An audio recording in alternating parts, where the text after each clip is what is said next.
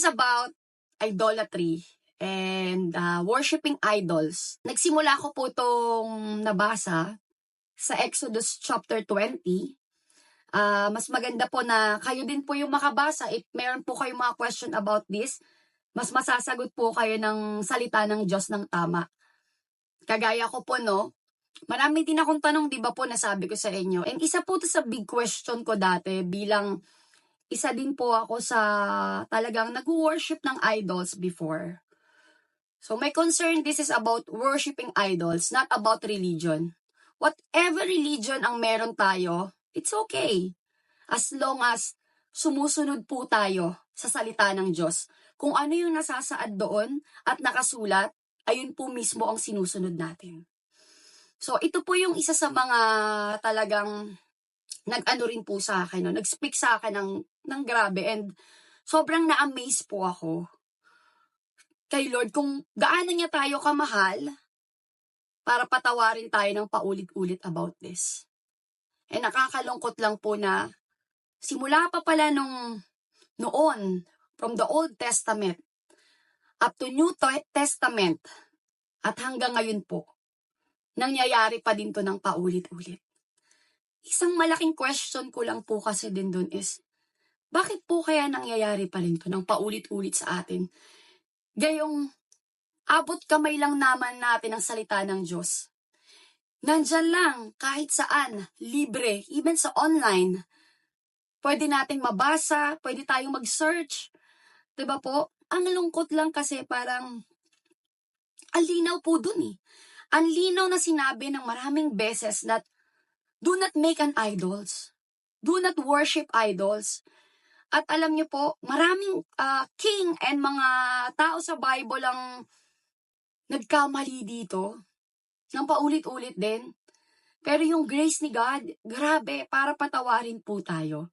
Simulan po nating magbasa sa Exodus chapter 20. And kung kaya po natin, basahin natin ng tuloy-tuloy. Or kung gusto niyo naman po, Exodus chapter 20, and then basahin po natin yung 1 Kings and 2 Kings. Kasi doon ako talaga parang medyo po na-shock actually. Kasi doon ko nakita kung paano lumaganap yung pag-worship sa idols, and kung paano ito nakapenetrate sa loob ng tahanan ng Panginoon mismo. Sobrang nakakalungkot po. Pero at the same time, ngayon po, I'm so thankful to God na binuksan niya yung isip ko, yung puso ko, sa katotohanan upang mas malaman ito at mas maintindihan. At ito rin po yung nagtulak sa akin ngayong araw na ito para i-share po ito.